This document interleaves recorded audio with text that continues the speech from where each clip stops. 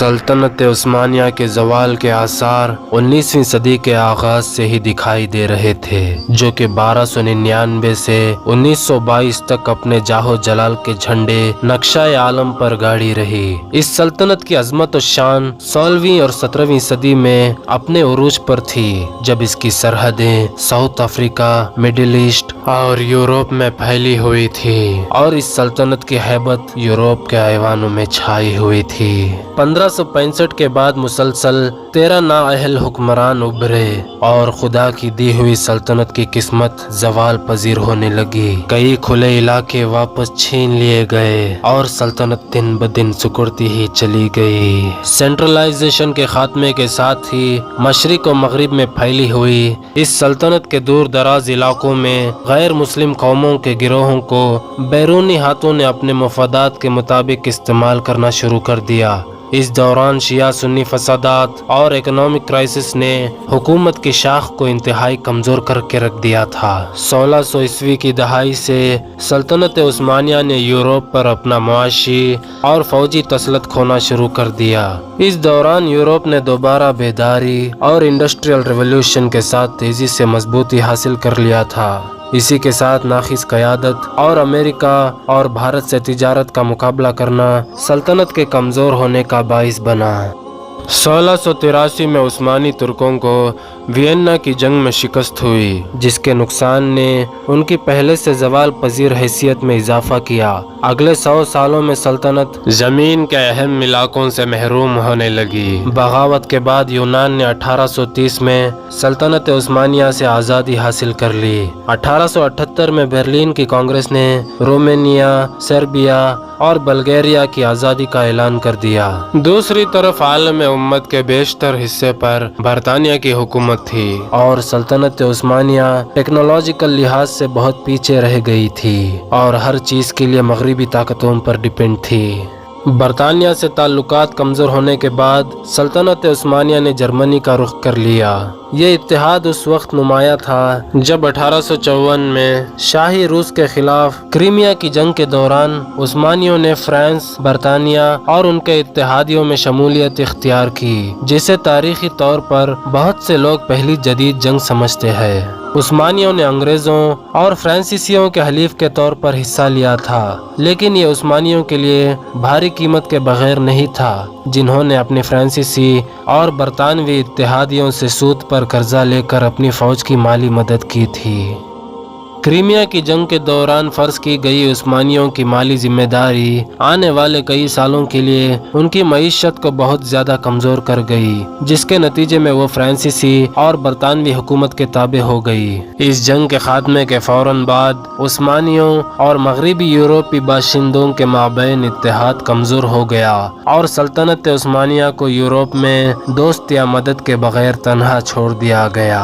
19ویں صدی عثمانیوں کے لیے مسائل اور انحطاط کا ایک دور تھا، کیونکہ عثمانیوں نے بیرونی دباؤ اور اندرونی ہنگاموں کے باوجود اپنی سلطنت کا کنٹرول برقرار رکھنے کے لیے جدوجہد کی، لیکن 1850 کی دہائی تک صورتحال اس قدر مایوس کن تھی کہ روس کے زار نکولاس نے سلطنت عثمانیہ کو مشہور طور پر یورپ کا بیمار آدمی قرار دیا، جسے دی سک مین آف یورپ بھی کہا جاتا ہے، کیونکہ یورپی حکمرانوں نے اندازہ لگا لیا تھا کہ عنقریب سلطنت عثمانیہ کا خاتمہ ہونے والا ہے، جیسے کوئی بیمار آدمی مرنے والا ہوتا ہے۔ برطانیہ اور سلطنت عثمانیہ کے درمیان تعلقات جدید یورپ کی تاریخ میں ایک اہم مقام رکھتے ہیں، خاص طور پر 1823 کے مونرو ڈاکٹرین کے بعد عثمانی جغرافیہ برطانوی سلطنت کے لیے ایک اہم موقع تھا جو مشرقی بندرگاہوں پر حاوی ہونا چاہتا تھا۔ 1838 میں اپنے مفادات کے مطابق سلطنت عثمانیہ کی سرحدوں کے اندر آزادانہ تجارت کرنے کا اقتدار حاصل کرنے کے بعد برطانیہ نے سلطنت عثمانیہ کی علاقائی سلامیت کے لیے کسی بھی خطرے کو ختم کرنے کی کوشش کی جو ممکن طور پر اس کے مفادات کے لیے بھی خطرہ ہوگا۔ 19ویں صدی کے آخری چوتھائی تک ہونے والی مختلف ترقیوں کے ساتھ یہ تفہیم تبدیل ہوتی رہی۔ 1876 میں بلغیریائی بغاوت کو دبانے میں عثمانیوں کو بنجامن ڈسرائیلی کی حمایت کے باوجود عثمانیوں کا معاشی خاتمہ، بالکن کرائسس اور اس کے بعد روس عثمانی جنگ کے نتیجے میں سلطنت عثمانیہ کی علاقائی سلامیت کے تحفظ پر برطانوی حساسیت کمزور ہوئی اور عثمانیوں کو روس کے ہاتھوں بھاری شکست کا سامنا کرنا پڑا اور بڑے بڑے ناقابل تشخیص معاشی مسائل کے ساتھ عثمانی سلطنت کی نگرانی برطانیہ کے لیے ایک پائیدار صورتحال بن کر رہ گئی۔ 1880 کی دہائی سے لندن اور استنبول کے درمیان پیدا ہونے والے اختلافات اور عثمانی سلطنت اور جرمنی کے درمیان تعلقات کے فروغ کے علاوہ فرانس، برطانیہ اور روس کے درمیان معاہدوں نے پورے یورپ کو دو حصوں میں تقسیم کر دیا تھا، جن میں ایک طرف الائڈ پاورز تھی تو دوسری طرف سینٹرل پاورز، جو کہ آلبرٹ پائک کے 3 ورلڈ وارز کے پلان کے مطابق ہی ہو رہا تھا جو 1871 میں لکھا گیا تھا۔ آلبرٹ پائک ایک خفیہ تنظیم فری میسنز اور الومناٹی کا رکن تھا جسے 19ویں صدی میں یہودیوں نے قائم کی تھی، جس کا ذکر آپ کو آنے والے ایپیسوڈز میں بھی ملے گا۔ اس خط کو آلبرٹ پائک نے فرسٹ ورلڈ وار ہونے سے 40 سال پہلے لکھا تھا، جس میں پوری دنیا پر قبضہ کرنے کی سازشوں کو سمیٹ کر ایک کاغذ پر لکھ دیا گیا اور یہ بتایا گیا کہ 3 ورلڈ وارز کروانے کے لیے کیا کیا تقریبات ہونے چاہیے۔ لیکن آج ہم محض فرسٹ ورلڈ وار پر غور کریں گے،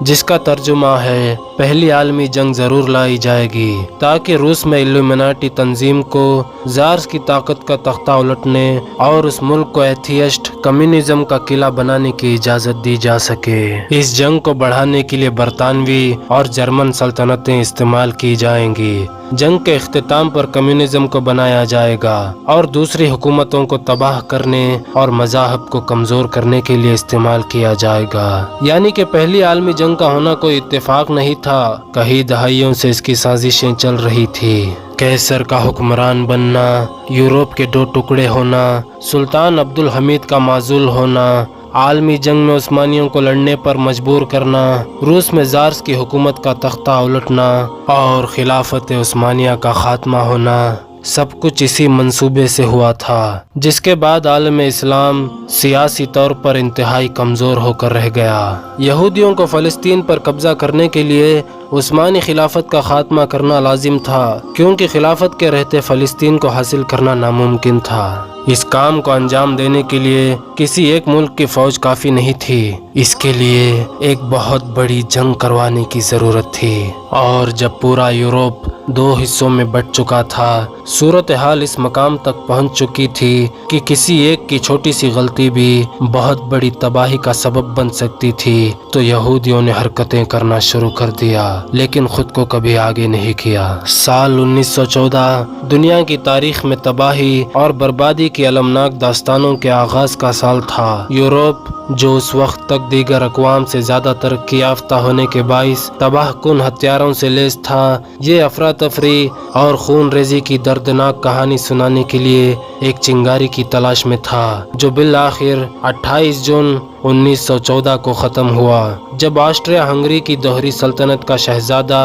اور ولی عہد فرانس فردینانڈ اور اس کی اہلیہ کو ساراجیوو کے مقام پر قتل کر دیا گیا، جس کے بعد یہ بات ثابت ہو گئی کہ اس قتل کی ذمہ داری سربیا کی حکومت تھی۔ اسی موقع کا فائدہ اٹھا کر قیصر ولیم نے آسٹریا ہنگری کو سربیا پر حملے کا اشارہ کر دیا، لہٰذا آسٹریا ہنگری نے 28 جولائی کو سربیا پر حملہ کر دیا۔ وہیں دوسری طرف سربیا سے دفاعی معاہدے کے مطابق روس نے آسٹریا پر حملہ کر دیا، جس کے بعد فرانس اور برطانیہ بھی جنگ میں شریک ہو گئے اور جرمنی کو بھی آسٹریا کے حق میں جنگ میں داخل ہونا پڑا۔ سلطان محمد جو اس وقت سلطنت عثمانیہ کا خلیفہ تھا، اس نے شروعات میں اس جنگ سے دور رہنے کی پوری کوشش کی، لیکن جرمنی کے منصوبے اور سلطنت عثمانیہ کے کچھ بے وقوف اور با اختیار لوگوں کی وجہ سے الائڈ پاورز نے سلطنت عثمانیہ سے جنگ کا اعلان کر دیا۔ کئی عوامل تھے جنہوں نے عثمانی حکومت پر اثر انداز ہونے کی سازش کی اور انہیں جنگ میں داخل ہونے کی ترغیب دی۔ مورخین کے مطابق جنگ میں عثمانیوں کا داخلہ